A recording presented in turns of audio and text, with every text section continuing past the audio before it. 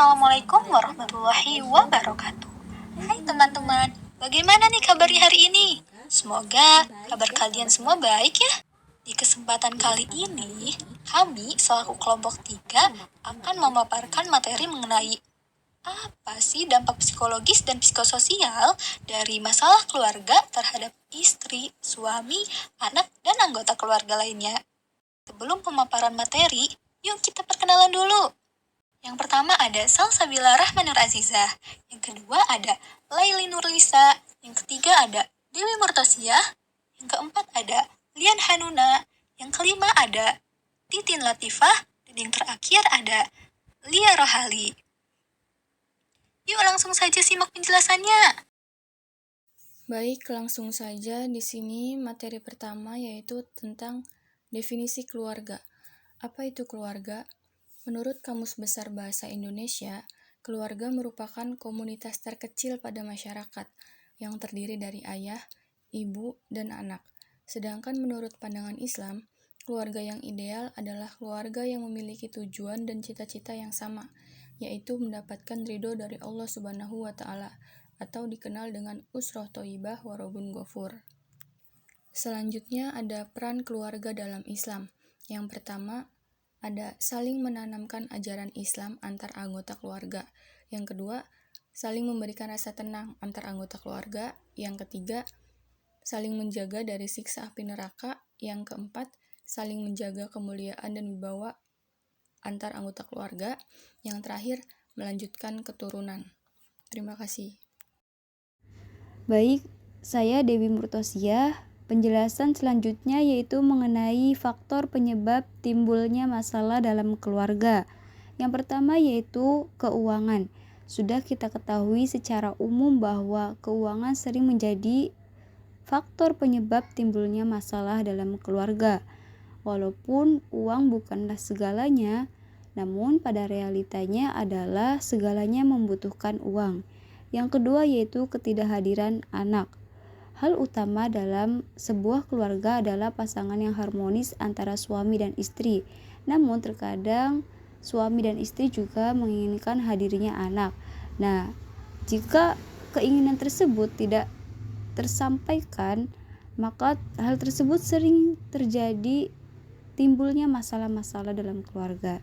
Yang selanjutnya juga ada perselingkuhan, ada kehidupan seksual yang tidak memuaskan, ada juga istri yang kurang terampil dalam mengurus urusan rumah tangga.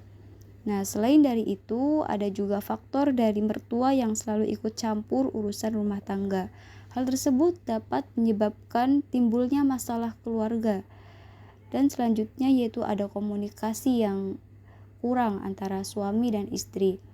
Nah, karena seperti yang kita ketahui bahwa komunikasi adalah kunci dari segalanya, termasuk kunci keberhasilan dalam sebuah rumah tangga. Yang selanjutnya, faktor penyebab timbulnya masalah keluarga yaitu adanya perbedaan pandangan antara suami dan juga istri, serta adanya perbedaan pendidikan yang tidak diimbangi dengan kesepakatan dan juga saling kerjasama. Mungkin cukup sekian penjelasan dari saya. Terima kasih. Baik, saya Lian Chanuna yang akan menjelaskan tentang dampak masalah keluarga terhadap psikologi. Australia Department of Health mengungkapkan hubungan keluarga yang negatif dapat menyebabkan stres, berdampak pada kesehatan mental, dan menyebabkan gejala gangguan fisik. Tidak dipungkiri bahwa permasalahan keluarga itu bisa mengakibatkan dampak jangka panjang untuk istri, untuk anak, atau untuk keluarga yang lainnya.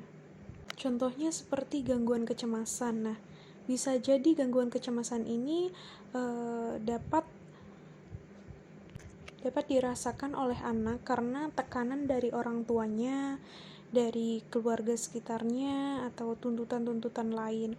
Nah, ada kesulitan berinteraksi dengan orang lain, ada kesulitan menerima kenyataan. Nah, contohnya, ketika orang tua bertengkar atau memutuskan untuk bercerai, pasti ada anak itu merasa kayak kok dunianya sudah berbeda, atau susah menerima kenyataan bahwa orang tuanya udah berpisah gitu.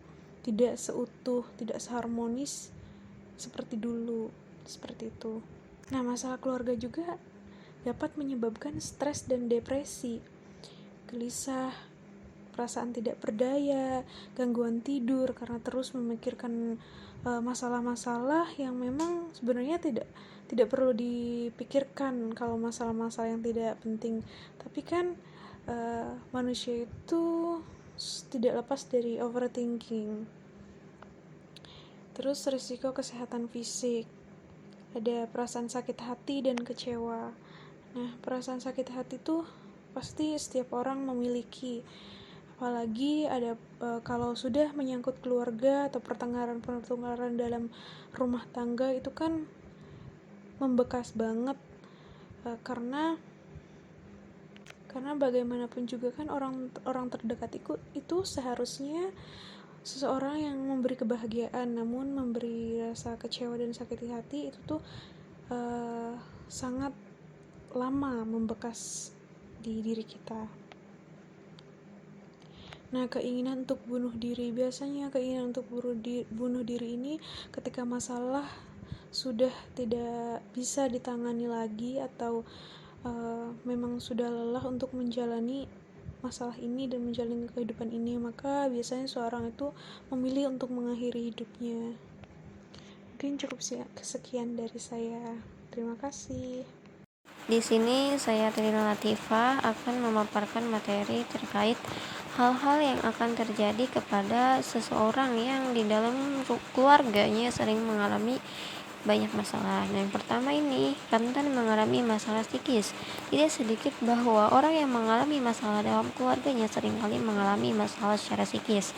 Yang kedua, membenci kedua orang tuanya. Nah, hal ini seringkali terjadi kepada anak yang kerap menyaksikan kedua orang tuanya bertengkar. Maka anak tersebut tidak menutup kemungkinan akan membenci kedua orang tuanya. Yang ketiga, mudah dipengaruhi oleh lingkungan. Nah, tentu tidak dapat dipungkiri lagi bahwa dengan kondisi psikis yang kurang baik, orang yang dalam keluarganya memiliki banyak masalah akan menjadi mudah terbawa arus oleh lingkungan. Terlebih jika kondisi lingkungan di sekitar orang tersebut itu sedikit menyimpang. Nah, yang keempat itu memiliki pandangan bahwa hidup tidak lagi berarti.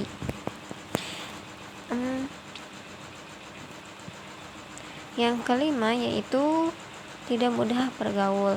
Dari beberapa penelitian yang ditemukan data bahwa tidak sedikit anak yang berasal dari keluarga yang memiliki masalah akan mengalami perubahan perilaku. Nah, adapun penarikan diri dari lingkungan sosial tersebut dilatar belakangi oleh rasa ketidakpercayaan diri. Yang keenam itu mengalami permasalahan moral. Baik, sekian pemaparan materi dari saya. Terima kasih. Studi kasus kali ini yaitu tentang perselingkuhan dalam pernikahan Ibu Siti dan Bapak Andi di Desa Karangan, Kecamatan Pekuncen, Kabupaten Banyumas. Latar belakang: Ibu Siti adalah seorang wanita yang berusia 30 tahun yang tinggal di Desa Karangan, Kecamatan Pekuncen, Kabupaten Banyumas. Dia telah menikah dengan Bapak Andi, yaitu suaminya, selama 7 tahun dan memiliki 2 anak. Mereka hidup dalam lingkungan pedesaan yang memiliki keterbatasan akses dan mobilitas. Isu perselingkuhan: dalam beberapa bulan terakhir, Ibu Siti mulai merasakan jarak emosional yang semakin besar antara dia dan suaminya. Bapak Andi sering pulang larut malam dari kebun dan tampak tidak begitu tertarik pada kehidupan rumah tangga mereka. Ibu Siti mulai merasa curiga bahwa Bapak Andi mungkin terlibat dalam perselingkuhan dengan wanita lain di desa ataupun di luar desa. Lalu selanjutnya tindakan Ibu Siti merasa perlu menyelidiki lebih lanjut terkait kecurigaannya terhadap Bapak Andi. Meskipun memiliki keterbatasan akses dan mobilitas di desa, Ibu Siti memanfaatkan kesempatan untuk mengamati perilaku Bapak Andi dengan lebih teliti. Dia juga mulai mengajukan pertanyaan kepada tetangga dan teman-teman dekatnya untuk mencari tahu apakah ada informasi atau gosip tentang perselingkuhan yang melibatkan suaminya. Hasil penemuannya yaitu setelah menyelidiki selama beberapa waktu, Ibu Siti menemukan beberapa petunjuk yang menguatkan kecurigaannya. Dia mendengar gosip dari tetangganya bahwa Bapak Andi sering terlihat bersama seseorang wanita di warung kopi di desa. Ibu Siti juga menemukan beberapa teks mencurigakan yang ditunjukkan kepada Bapak Andi dari nomor yang tidak dikenal di ponsel suaminya. Lalu konfirmasi dan dampak. Setelah mengumpulkan cukup bukti, Ibu Siti memutuskan untuk menghadapi Bapak Andi tentang perselingkuhan yang dicurigai. Pertemuan mereka berdua dipenuhi dengan emosional yang tinggi, konfrontasi, dan kekecewaan.